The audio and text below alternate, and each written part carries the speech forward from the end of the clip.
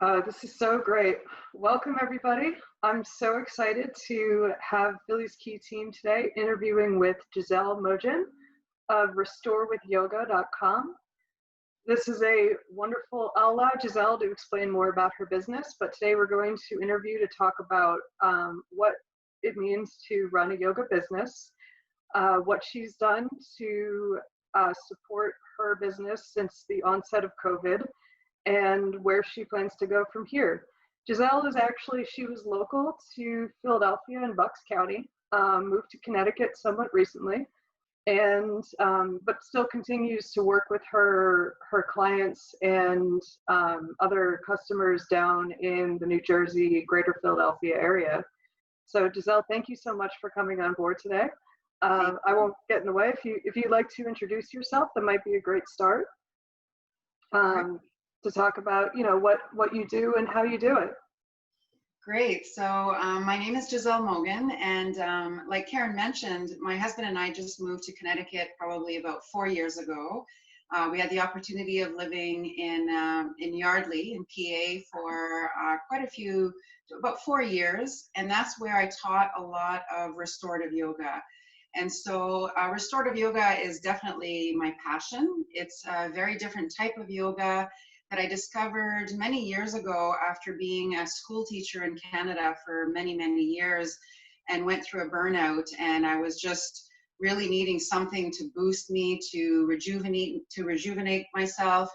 And so I attended a workshop back in Canada, and from that moment on, it just changed everything for me because I was just so exhausted. And I had learned that this practice was the equivalent of 4 hours of sleep. And so when we moved from Canada to the US, I decided to study restorative yoga. I attended probably 7 different trainings, some in Canada, some in all over the US, especially in New York. And I just became addicted to this practice. And so I will explain what restorative yoga is, simply because a lot of people have this misperception of what yoga is, and especially this type of yoga is very different. It's not like your typical hatha or vinyasa flow where you're moving the body or trying to stretch the body.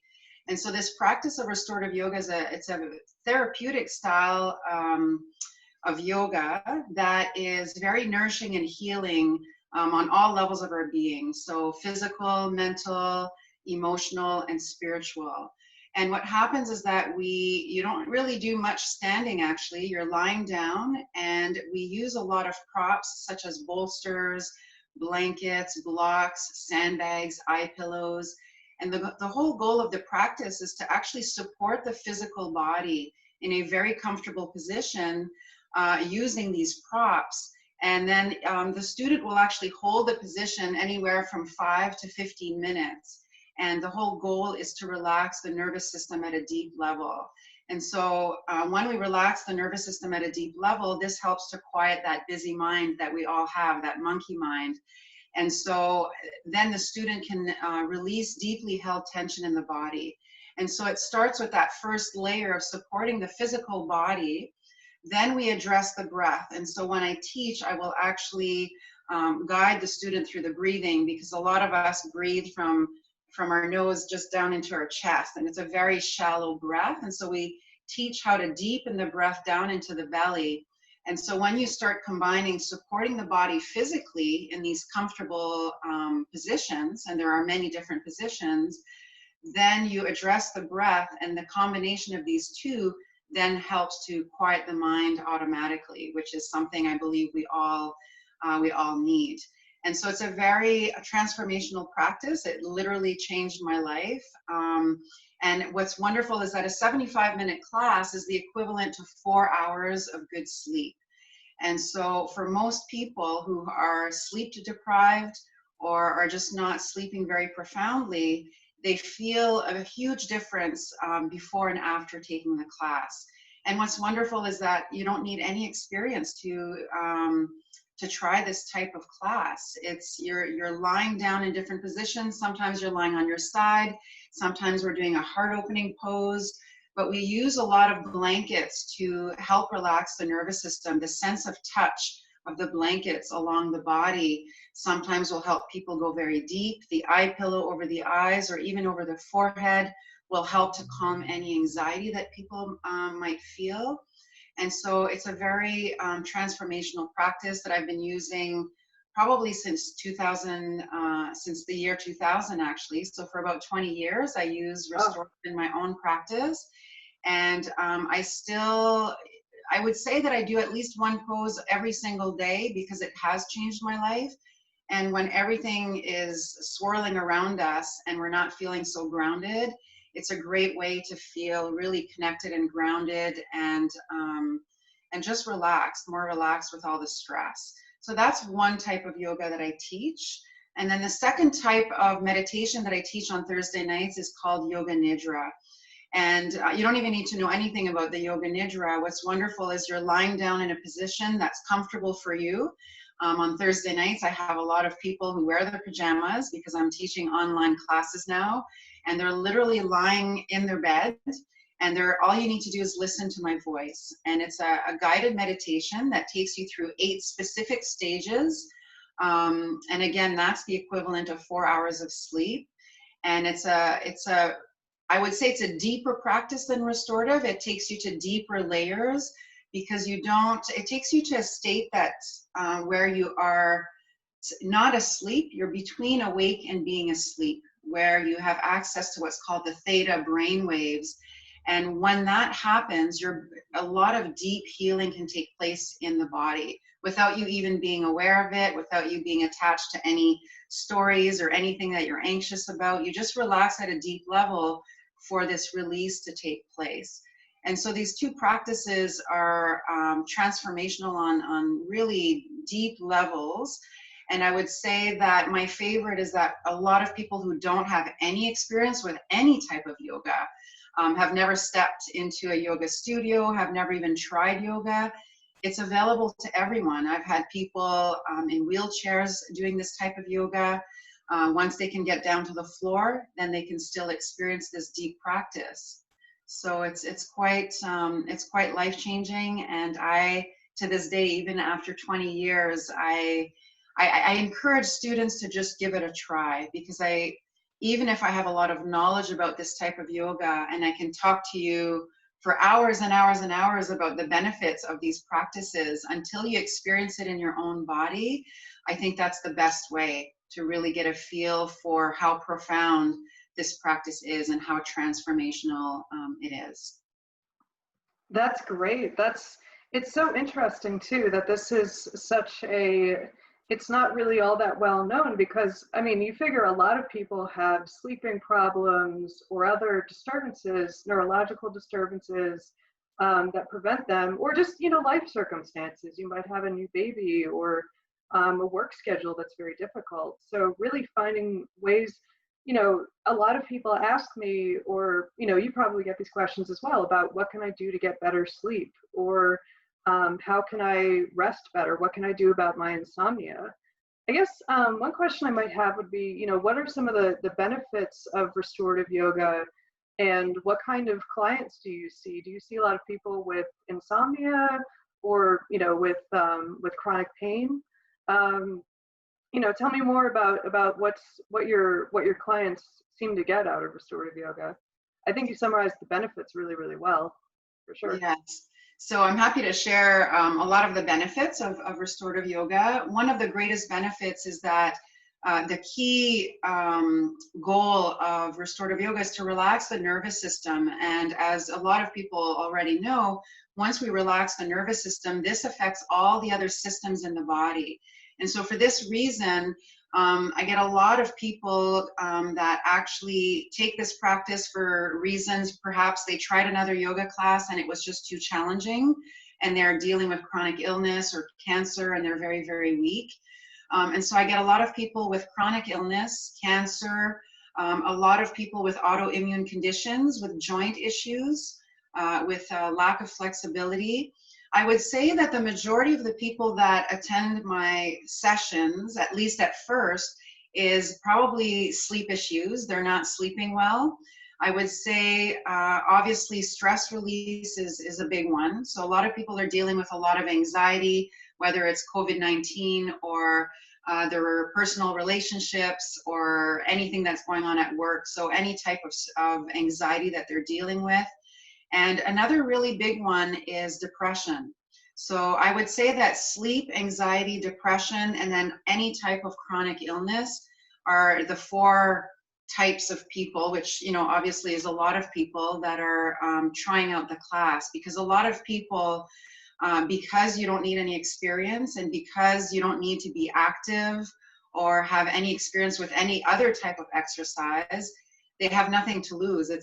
They're literally being told, you know, I can't do this type of yoga. This is too hard for me. I'm overweight. I can't handle this. I'm too sick to function. And so for that reason, I love teaching this practice because it's available to everyone. And like I said, even people in wheelchairs, once they get down to the floor, we stay on the floor for the entire practice. And so I've had people with multiple sclerosis as well, and lupus and fibromyalgia. And so it's available to everyone, and that's what I love about it. It's amazing for that reason. And then as far as with COVID-19, what's been amazing is that usually I use a bolster to support the body, which is usually available in yoga studios. Most people don't have their own bolster at home.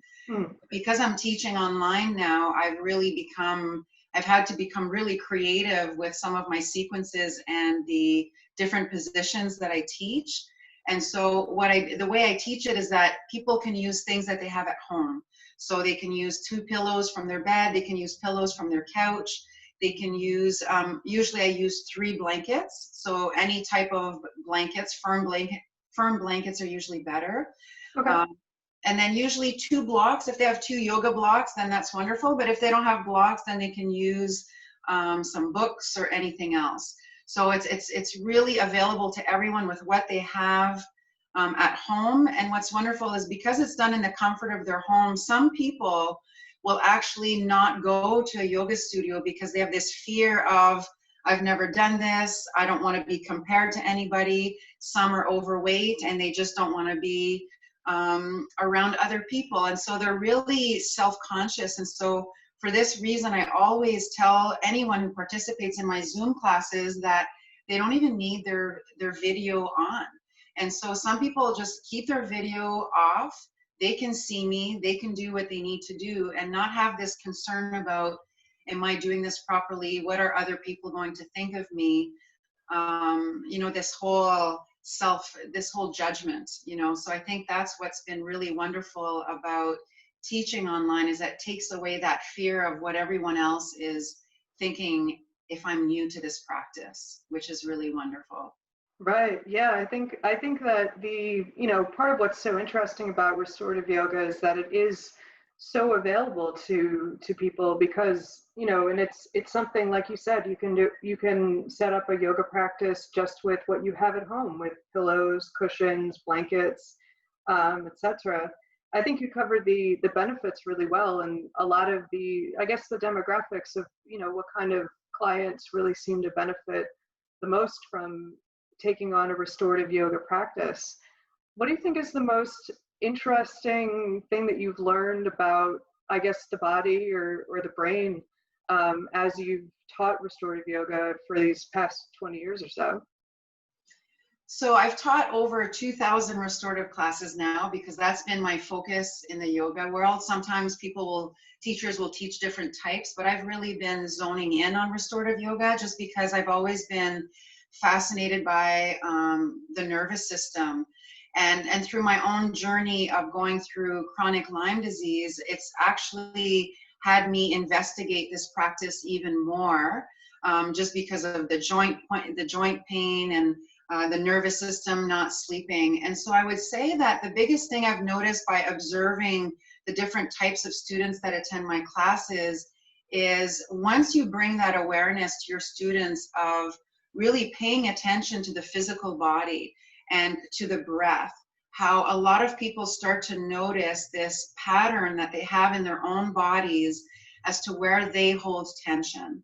So for example, once you start observing, you know, a class, I'll never forget in a class of 20 people when I was in New Jersey, and I would say, relax the jaw completely. And all of a sudden you'd see the mouth would just open, you know, they would just relax the jaw.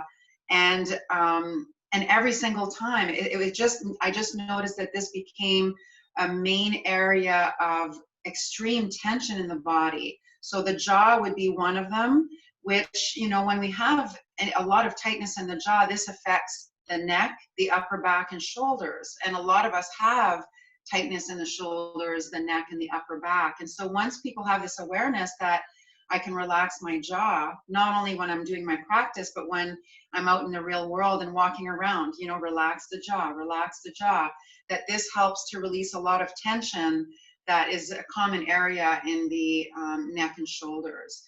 And so that's been a big observation.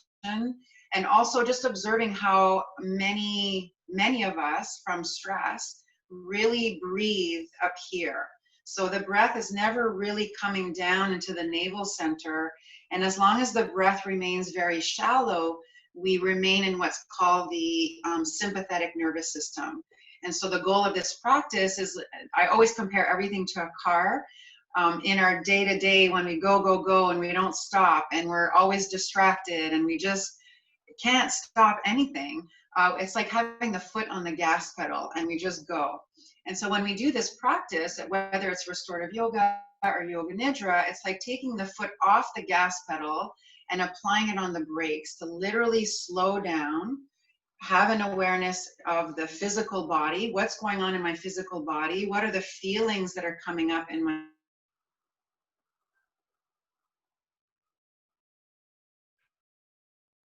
and then having that awareness to the breath so that we can really deepen the breath, bring it down into the navel center so that we can really relax the nervous system at a deeper level. And so when you start to notice the people around you, you just start to notice just how tense we are as human beings and where we hold tension and how it affects our breath. And then if we can't address the breathing, then it's very difficult to heal from absolutely anything, whether that's a chronic illness, whether that's sleep.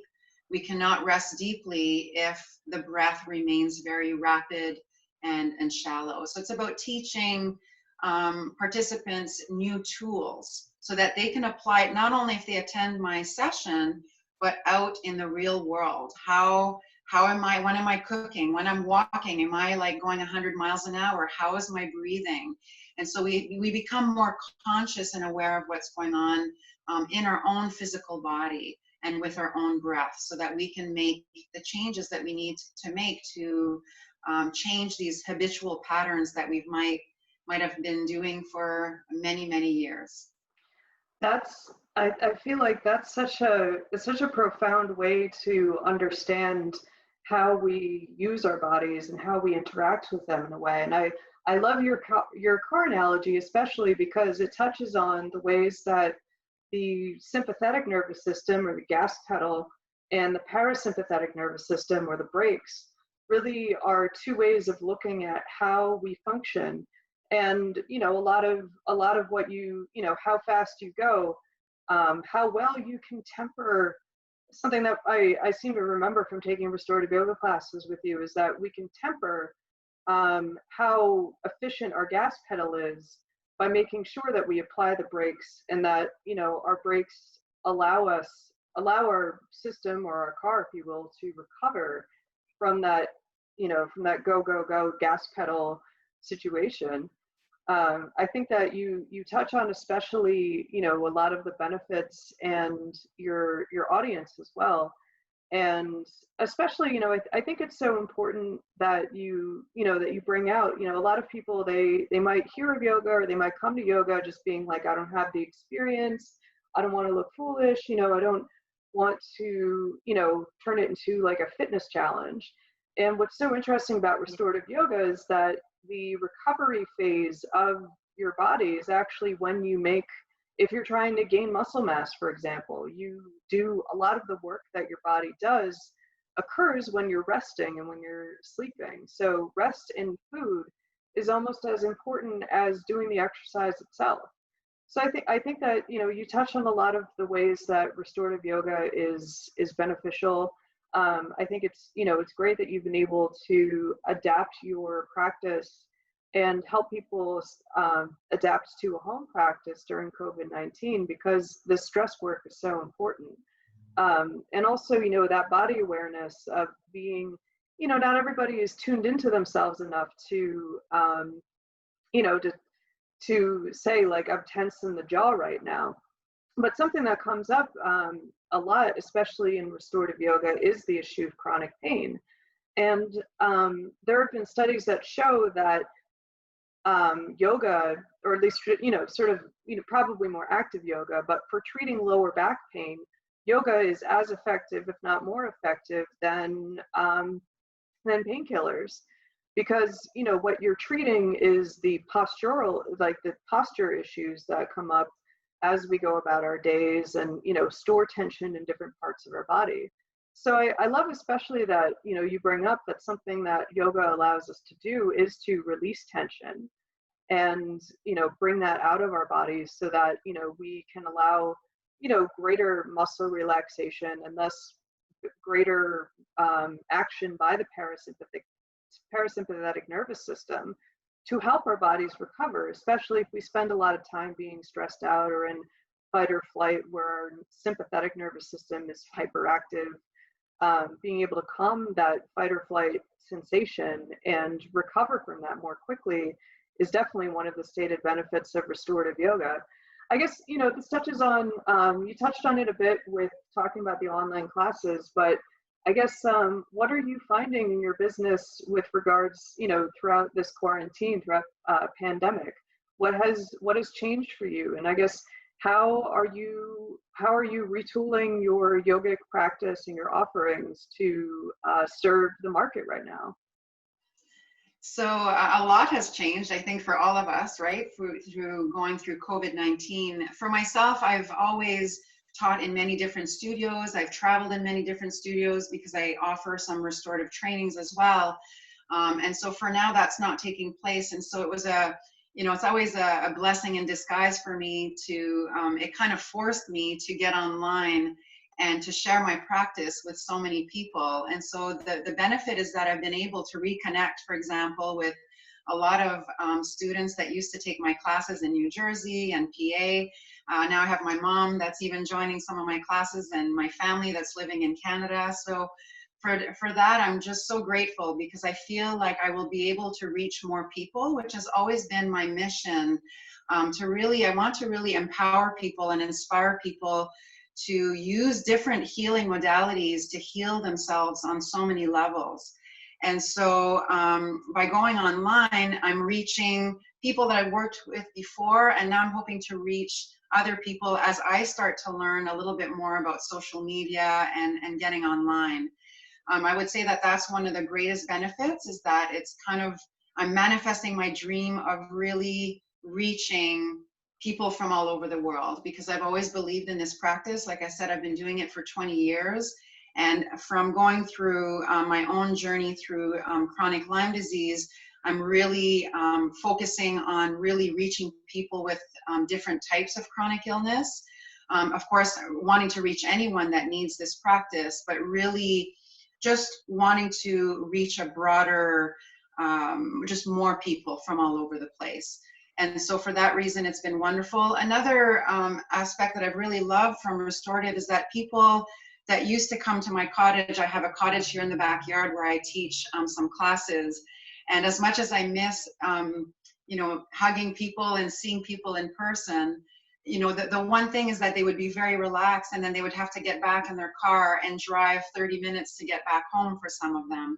Right. And so sometimes it took them out of their relaxed state, and then they were awake again. And so now what's wonderful is some people, especially on Thursday nights when I teach Yoga Nidra, a lot of women will wear their pajamas and they will practice right in bed, so that when they can hang up, they can stay in bed and really either go to sleep right away or just keep it very relaxed. So there are definitely a lot of benefits. I'm really enjoying it. And I'm also enjoying this whole feeling of connecting and community.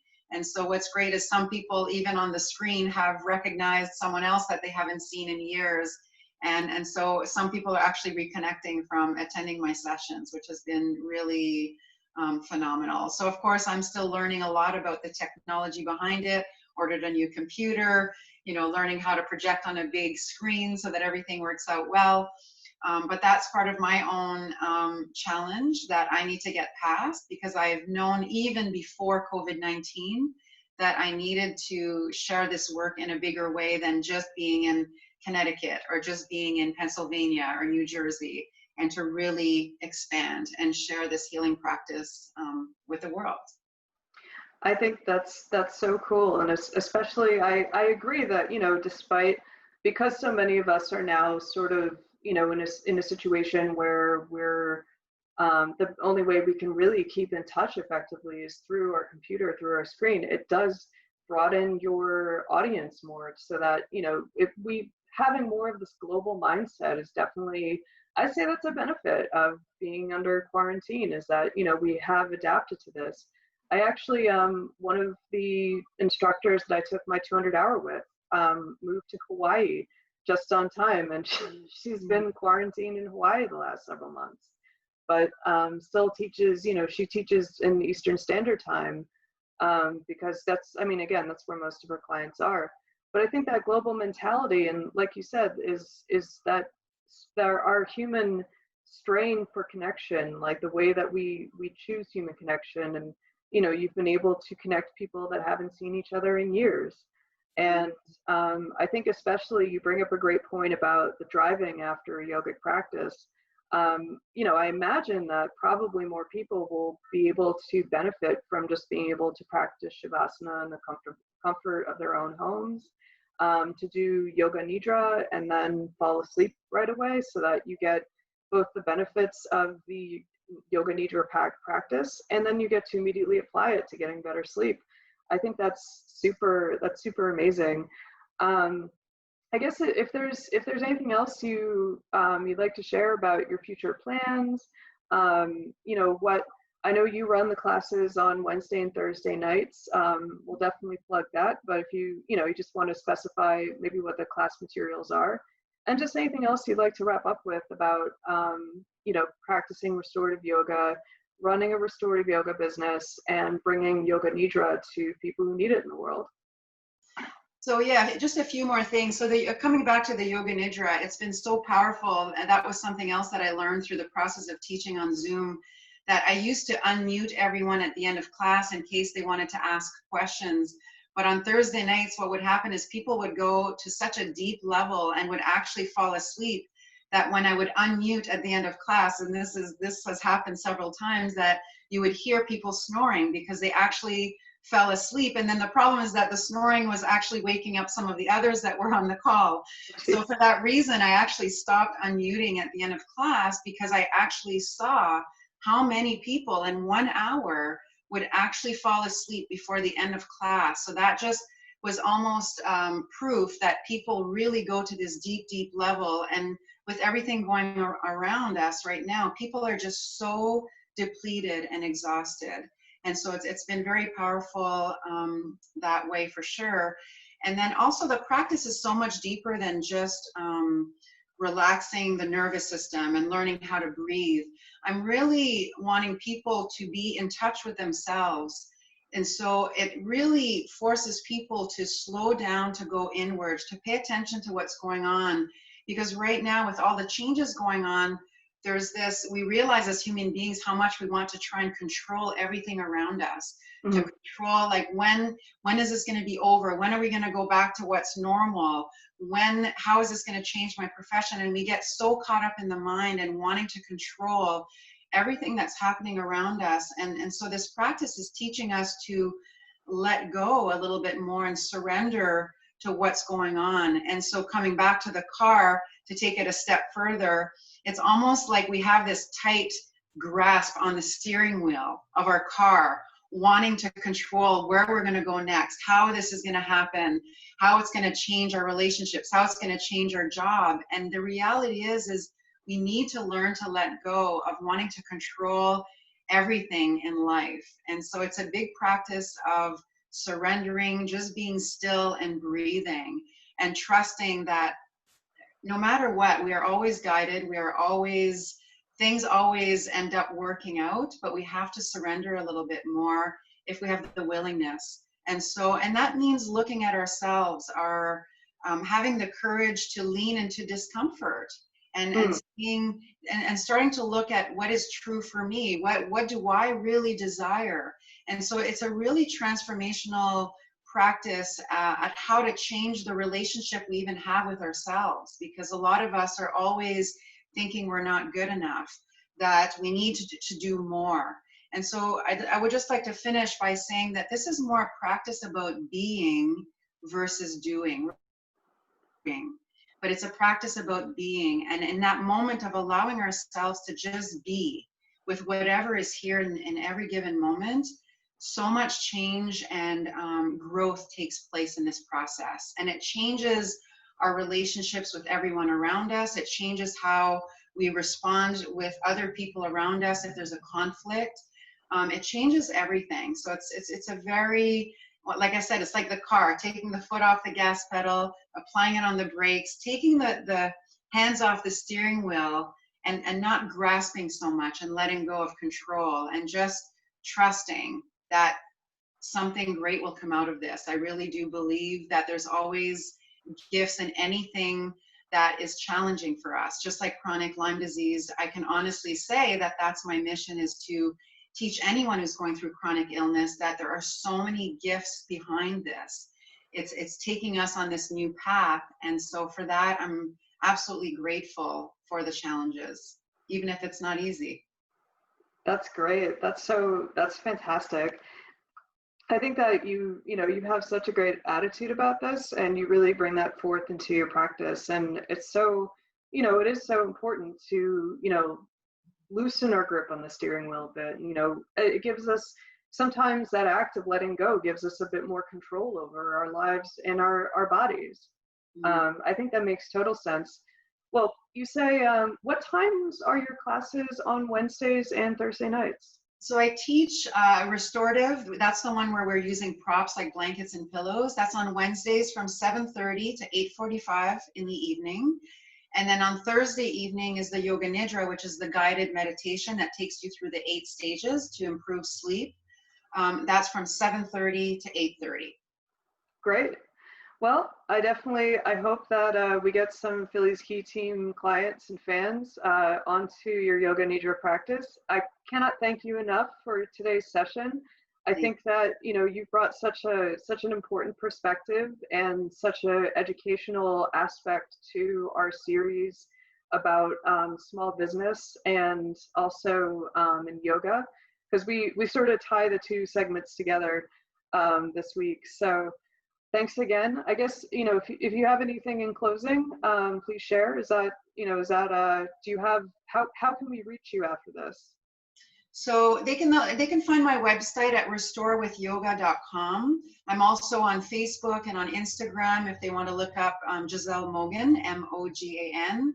And I think they'll find me on my web. They can find out all the information on my website, and they can also be in touch with you as well. And anyone is welcome to give it a try. They can just send me a text and say, look, I really want to try this. I've never experienced it. And like I said, everyone is welcome. And I just want to thank you, Caryn, and everyone, to just being open to learning a little bit more about this really transformational practice that has changed my life and many people's lives on a really deep level. Thank you. Thank you so much, Gisele. We really appreciate you giving your perspective and having this great conversation with you. Thank you. Definitely, if you have any questions, reach out to us at phillieskeyteam@gmail.com or phillieskeyteam.com or phillieskeyteam.kw.com.